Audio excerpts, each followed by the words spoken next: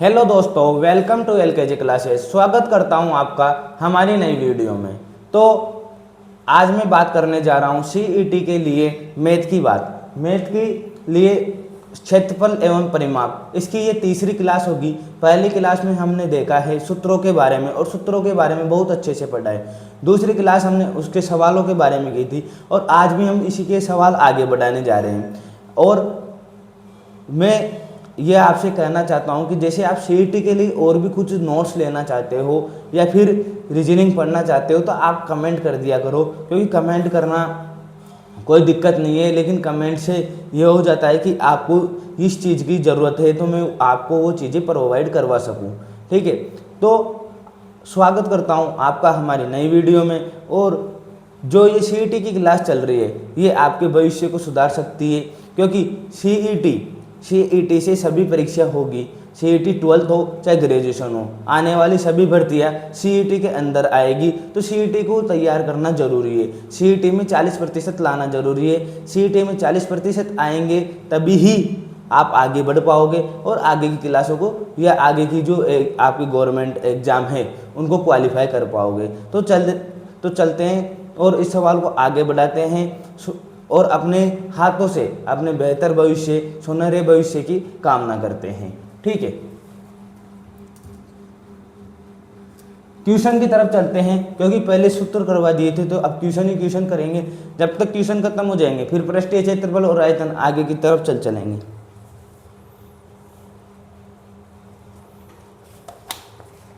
देखो क्वेश्चन देखो, एक समलंब चतुर्भुज, एक समलंब चतुर्भुज की दो समांतर भुजाएं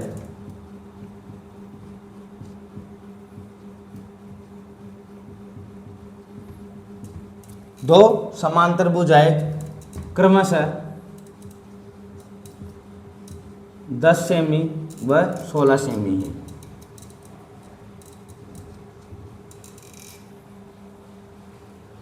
यदि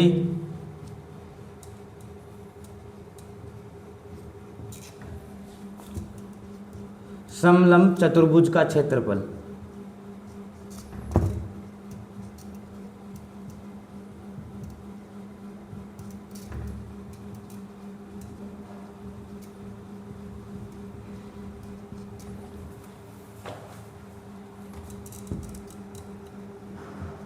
तो ऊंचाई ज्ञात करो। बोलो क्या कह रहा है क्वेश्चन। दो समांतर भुजाएं क्रमशः क्या दे रखी है, 10 सेमी और 16 सेमी, और चतुर्भुज का क्षेत्रफल क्या दे रखा है, समलंब चतुर्भुज का क्षेत्रफल क्या दे रखा है, 78 सेमी स्क्वायर। तो ऊंचाई ज्ञात करनी है। इसका हुलिया कैसे दिखता है आपको पता है। समलंब चतुर्भुज कैसा दिखता है दिखने में,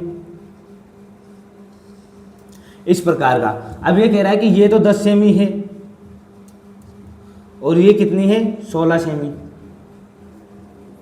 और ये क्या है इसकी ऊंचाई, ये क्या है इसकी ऊंचाई, ये कितनी है h। ठीक है, और इसका जो टोटल क्षेत्रफल है, इसका जो कुल क्षेत्रफल है वो कितना है, 78 सेंटीमीटर स्क्वायर। अब आपको समलंब चतुर्भुज का क्षेत्रफल पता होगा, मैंने लिखवाया था। समलंब चतुर्भुज का क्षेत्रफल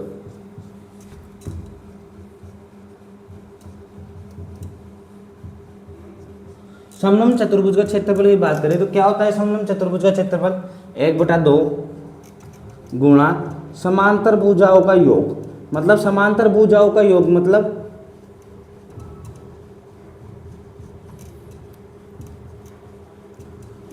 गुणा ऊंचाई। अब देखो 1/2 समांतर भुजा कौन सी, 10 और 16, 10 और 16 को क्या करेंगे, जोड़ देंगे। और ऊंचाई कितनी है, ऊंचाई अपन को ज्ञात करनी है। समांतर चतुर्भुज का क्षेत्रफल कितना है, 78 सेंटीमीटर। ठीक है, ऊंचाई ज्ञात करनी है, 1/2 गुणा 26 गुणा h, 2 से 26 कट गया 13 बार, और 78 इधर है तो 13 छिकी 78, h बराबर कितना आ गया, 6 सेंटीमीटर। h बराबर कितना आ गया, 6 सेंटीमीटर। आ रहा है कुछ समझ में कैसे किया, समलंब चतुर्भुज का क्षेत्रफल का सूत्र लगा दिया और समलंब चतुर्भुज का क्षेत्रफल का सूत्र याद है तो सवाल 2 मिनट का है। ठीक है, तो इसको उतार लीजिए आप।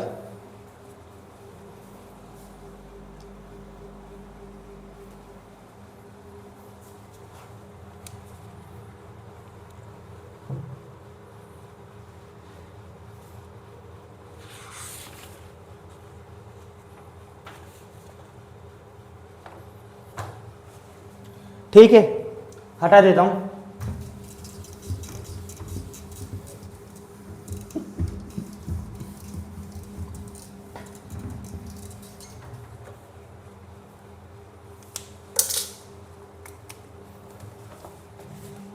देखो आगे, यदि एक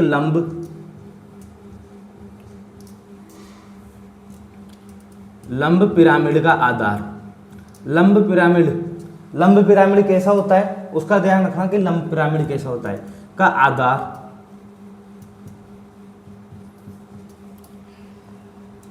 5 सेंटीमीटर, 12 सेंटीमीटर व 13 सेंटीमीटर भुजाओं वाला त्रिभुज हो। भुजाओं वाला क्या हो? त्रिभुज। और जो पिरामिड का आयतन है, किसकी बात करें? और उसका आयतन। अभी उसका का मतलब क्या है? उसका का मतलब क्या है? जो पिरामिड है, लंब पिरामिड दे रखा है, उसकी बात कर रहा है कि लंब पिरामिड का आयतन, ठीक है, 280 सेंटीमीटर क्यूब हो, 280 सेंटीमीटर क्यूब हो,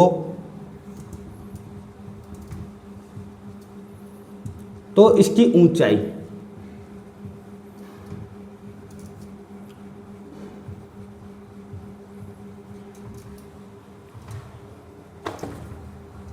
होगी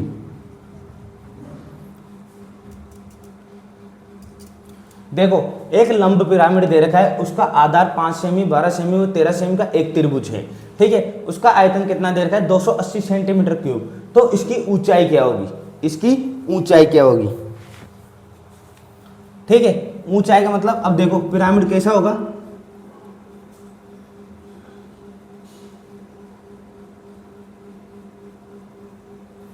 ये तो क्या है, इसका जो त्रिभुज है आधार, ठीक है।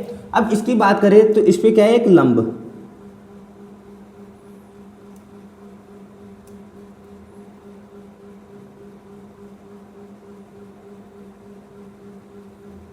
ठीक है, और ये जा रहा है नीचे।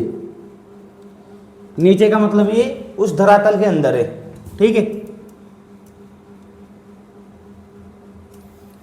जैसे ये एक त्रिभुज है, एक त्रिभुज है,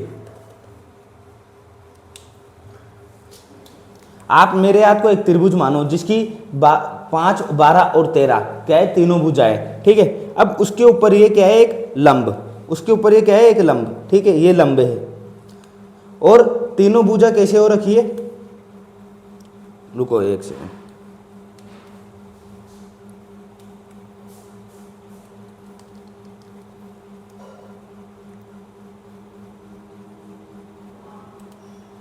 पिरामिड देखा होगा आपने, पिरामिड कैसा होता है? उठा हुआ। देखो इस प्रकार तीनों भुजा हो रखी है। ये मानो एक त्रिभुज है, मेरा हाथ एक त्रिभुज है, उसके ऊपर तीनों भुजा इस प्रकार से है, ठीक है, जो तीनों ये साइड है।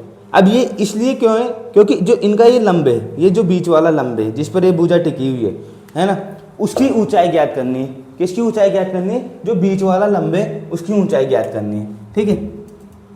नाम दे देता हूँ इसे ABC, ठीक है, इसको दे देता हूँ E और इसको दे देता हूँ O।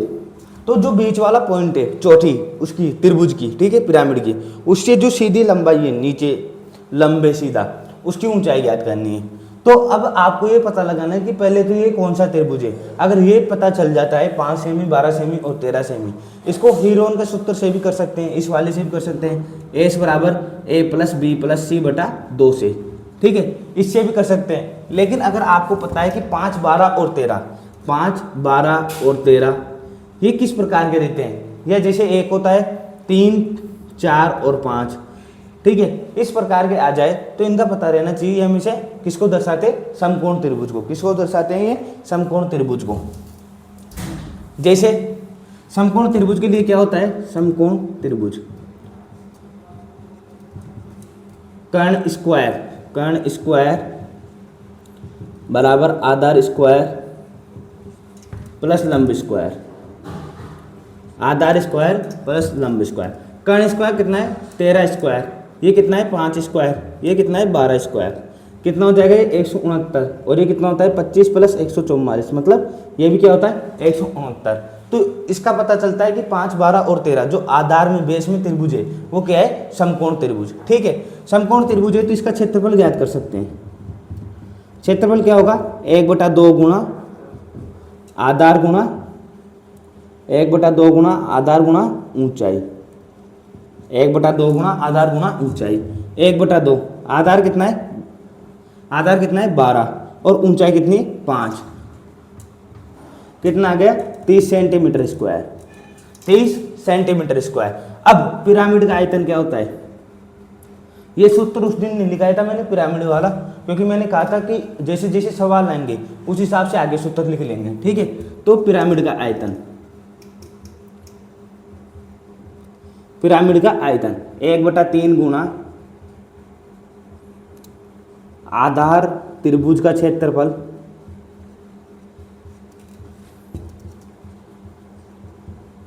गुणा ऊंचाई,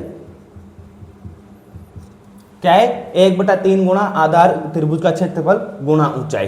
अब 1/3 आधार त्रिभुज का क्षेत्रफल कितना है 30, और ऊंचाई क्या ज्ञात करनी है, ऊंचाई ज्ञात करनी है h, और टोटल आयतन कितना दे रखा है 280। 1 0 से 1 0 काट दूं, 3 से 3 कट गया, h बराबर क्या आ गया 28 सेंटीमीटर। मतलब पिरामिड की ऊंचाई क्या आ गई h बराबर 28 सेंटीमीटर। उतार लो इसे।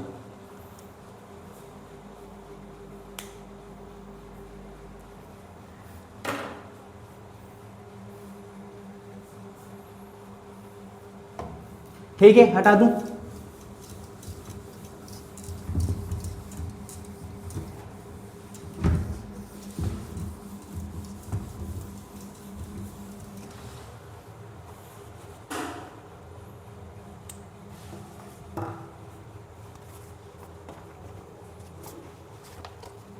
देखो एक क्वेश्चन है, त्रिभुज का क्षेत्रफल ज्ञात करना है, त्रिभुज का क्षेत्रफल ज्ञात करना है। डायरेक्ट लिख रहा हूं मैं, यदि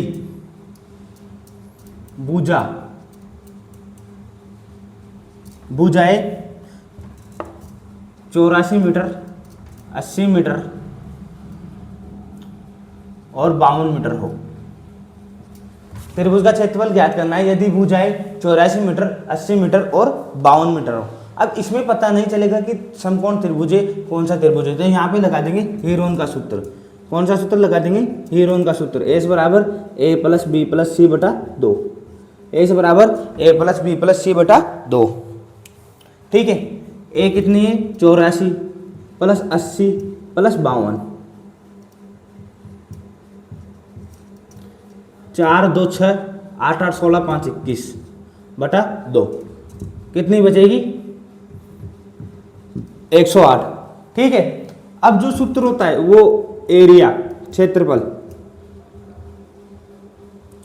क्षेत्रफल की बात करें तो क्या होता है Underwood S minus A, S minus B और एस माइनस सी। एस कितना है 108, एस माइनस ए 108 माइनस 84, ठीक है 108 माइनस 80, 108 माइनस 52। ठीक है, 108 16 8, 108 में से 84 जाएंगे तो कितना बचेगा 8 और 16 4 20 4 24। ठीक है, ये बचेगा 28 और यहाँ पे बचेगा 50 48 और 8 56। ठीक है, अब 108 इनको खोल देते हैं, 108 को भी खोल देते हैं, 24 को भी खोल देते हैं, 28 को भी खोल देते हैं और 56 को भी खोल देते हैं। 108 के टुकड़े कर लो, अंदर ही करो, 2 54, 2 27, 3 9, 3 3 1, क्या हो जाएंगे 2 गुणा 2 गुणा 3 गुणा 3 गुणा 3। ठीक है, उसी प्रकार 24 को खोलेंगे 2 फिर 2 यहाँ पे कर लो, 2 12 2 6 2 3 3 1, ठीक है। उसके बाद 28 को खोलेंगे तो 2 गुणा 2, देखो 2 1 गुणा 7, ठीक है। 56 को खोलेंगे तो 2 गुणा 28 दूनी 27 दूनी 54, 28 दूनी 56, तो 2 गुणा 2 गुणा 2 गुणा 7। अब यहाँ से बाहर निकाल लो, कितने 2 है, 1 2 3 4 5 6 7 8 9 10, तो 10 2 की पावर 10 है, तो 2 की पावर 5 बार आ जाएगा, ठीक है, 2 की पावर 5 बार आ जाएगा। उसके बाद कितने 3 है, 1 2 3 4, तो 2 3 बार आ जाएंगे, 3 की पावर 2 बार आ जाएगी, ठीक है। उसके बाद 7 की बात करें तो 1 7 है। अब कर लो 32 गुणा 9 गुणा 7, 32 गुणा 63, 32 तिया 96, 96 का 6 हासिल कर 9, 32 छिक्की 32 पंजे, अरे 32 पंजे 160, 160 में 32 और जोड़ दो 192, 192 और 9 तो 201, ठीक है। 2016 मीटर स्क्वायर। थोड़ी सी कैलकुलेशन लंबी है लेकिन आप कर लोगे। इसको हीरोन के सूत्र से कर दिया, एस बराबर ए प्लस बी प्लस सी बटा 2, 84 प्लस 80 प्लस 52 बटा 2, 216 बटा 2 108, ठीक है। क्षेत्रफल ए बराबर S minus A, S minus B, S minus C. उसी प्रकार से हमने ये कर दिया सवाल। और यहाँ पर थोड़ी कैलकुलेशन ध्यान रखना, मैंने यहाँ पर अंदर ही क्यों खोल दिया, मैं बाहर भी निकाल सकता था लेकिन वो और कॉम्प्लिकेटेड हो जाता, तो आप अंदर खोल दो और जितने बच रहे हैं उनके आधे बाहर लिख दो, ठीक है।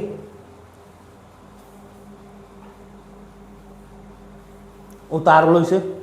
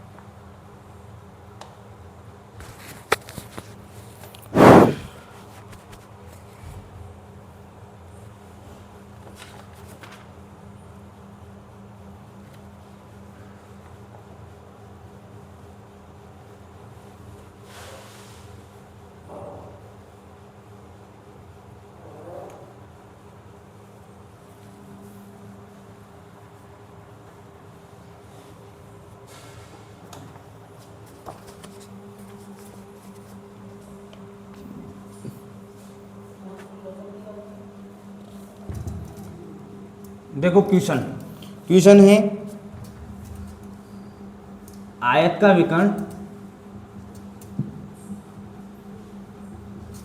विकर्ण 10 सेमी है, जो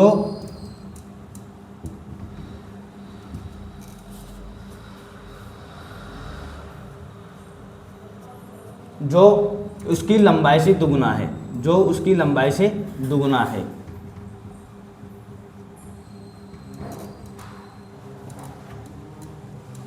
तो क्षेत्रफल ज्ञात कीजिए। जब भी इस प्रकार का सवाल आ जाए तो बिल्कुल घबराना मत, बिल्कुल कुछ भी मत करना। और जो ये आयत का विकर्ण 10 सेमी है और लंबाई दे रखी दुगुनी, तो समझो क्या कह रहा है सवाल। अभी इसको उड़ा देंगे 2 मिनट में, केवल इसको यहाँ से उड़ा देंगे। ये क्या है, आयत, ठीक है। ये आयत का क्या है, विकर्ण। ये कितना है, 10 सेंटीमीटर। और ये कह रहा है कि इसकी लंबाई कितनी है, 5 सेंटीमीटर। ठीक है, क्या आ गया अपने पास, कर्ण आ गया, आधार आ गया, लंब ज्ञात करना है। तो लंब ज्ञात करने के लिए क्या करेंगे, कर्ण स्क्वायर माइनस आधार स्क्वायर। लंब ज्ञात करने के लिए क्या करेंगे, कर्ण स्क्वायर माइनस आधार स्क्वायर, मतलब 100 10 का स्क्वायर कर देंगे, 10 का स्क्वायर माइनस 5 का स्क्वायर, एल स्क्वायर बराबर 100 माइनस 25, एल स्क्वायर बराबर 75। तो 75 का क्या निकालेंगे, 75 का हो जाएगा एल बराबर 5√3। ठीक है, ये क्या आ गई 5√3। उसके बाद क्षेत्रफल क्या होता है, क्षेत्रफल क्या होता है, लंबाई गुणा चौड़ाई। ठीक है, लंबाई गुणा चौड़ाई, लंबाई कितनी है 5 और चौड़ाई कितनी आ गई 5√3, कितना आ जाएगा 25√3 सेंटीमीटर स्क्वायर, 25√3 सेंटीमीटर स्क्वायर। कैसे किया, आयत का विकर्ण कितना है 10 सेंटीमीटर और उसकी जो लंबाई है वो उसकी क्या है आधी, तो लंबाई क्या है आधी, तो आधी लिख दी है पढ़ने। ठीक है, और उससे इसकी क्या ज्ञात कर ली हमने, जो इसकी लेंथ है मतलब इसकी जो चौड़ाई है वो ज्ञात कर ली। चौड़ाई ज्ञात करने पर ये अपने पास आ गया क्षेत्रफल लंबाई गुणा चौड़ाई बराबर 5 गुणा 5√3 और 25√3 सेंटीमीटर स्क्वायर। ठीक है, उतार लो इसे।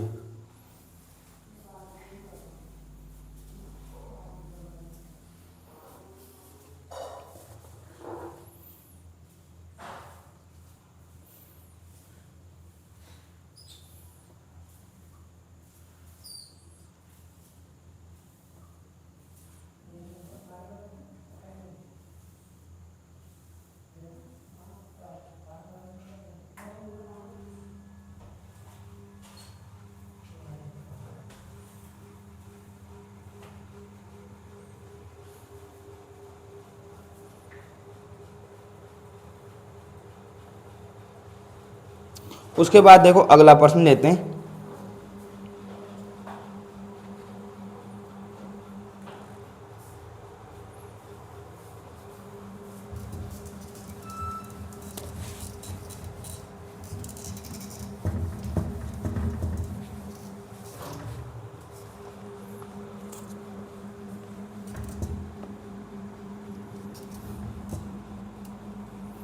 त्रिभुज की भुजाओं का अनुपात दे रखा है, त्रिभुज की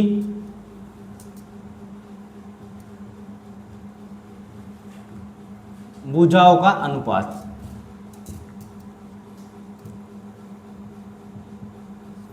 तीन अनुपात 4:5, 3:4:5। ठीक है, क्षेत्रफल दे रखा है, क्षेत्रफल 216 सेंटीमीटर स्क्वायर। त्रिभुज का परिमाप पूछ रहा है, क्या पूछ रहा है, त्रिभुज का परिमाप।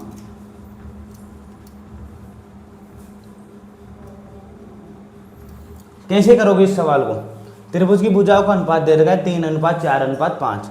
ठीक है, तो इसको हीरोन के सूत्र से कर लेते हैं। अगर 3:4:5 करते हैं तो 3x + 4x + 5x मान लेंगे। ठीक है, बटा 2, 3 4 7 7 और 5 12x बटा 2 मतलब 6x। एस कितना आ गया 6।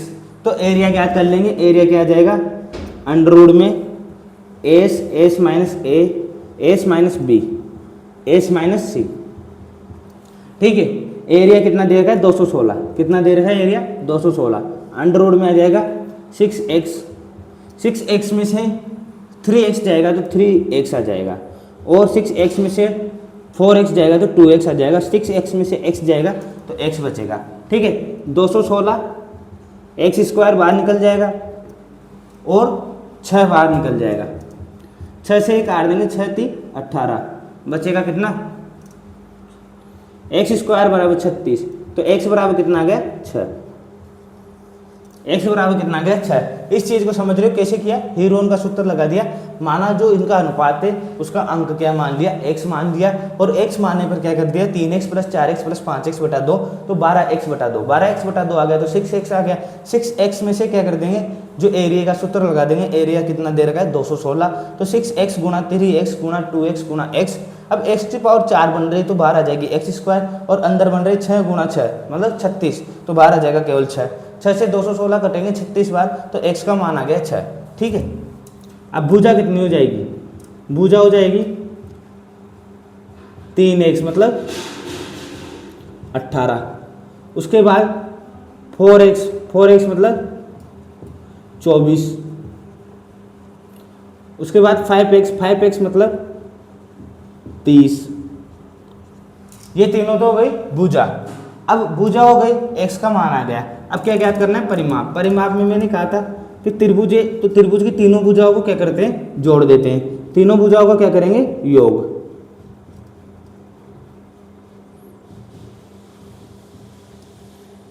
तीनों भुजाओं का क्या करेंगे? योग। योग करेंगे तो 18 प्लस 24 प्लस 30 कितना हो जाएगा? 30 20 54, 54 और 6 60 10 70 72 सेंटीमीटर में दे रखी है, तो 72 सेंटीमीटर। ठीक है, 72 सेंटीमीटर ये हो गया परिमाप, और ये आ गया क्षेत्रफल। उतार लो इसे।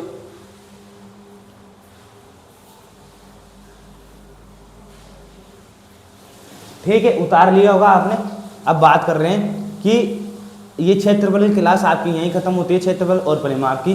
जो अब अगली क्लास आएगी वो पृष्ठीय क्षेत्रफल और आयतन की आएगी, जिसमें हम ये देखेंगे कि गोले का आयतन, गोले का वक्र पृष्ठीय, बेलन का वक्र पृष्ठीय। ठीक है, बेलन, गोला और जो शंकु, इस प्रकार के सवाल आपके चलेंगे। ठीक है, ठोस गोला, खोखले गोला, खोखले बेलन का, ठोस बेलन का, इस प्रकार के सवाल करेंगे।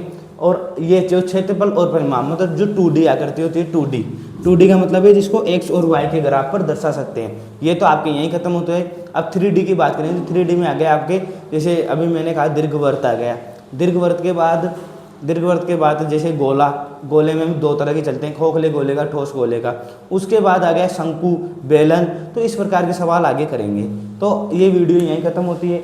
और अगर आपको वीडियो पसंद आती है तो लाइक कर दिया करो दोस्तों, और चैनल पर नए हो तो सब्सक्राइब कर दिया करो, ज़्यादा से ज़्यादा वीडियो को शेयर कर दिया करो। पूरी प्लेलिस्ट मैंने बना रखी है। प्लेलिस्ट में अब तक 16 से 17 ज़्यादा ही क्लास डल चुकी होगी, कम से कम 16-17 क्लास आराम से डल चुकी होगी। तो उनको देखो, आपके स्कोर बढ़ेंगे ज़रूर। अगर आप ये मैथ की क्लास जो मैं डाल रहा हूँ, अगर उसको भी अच्छी तरीके से देख जाओगे तो आपके 40% स्कोरिंग होने का चांस फुल है।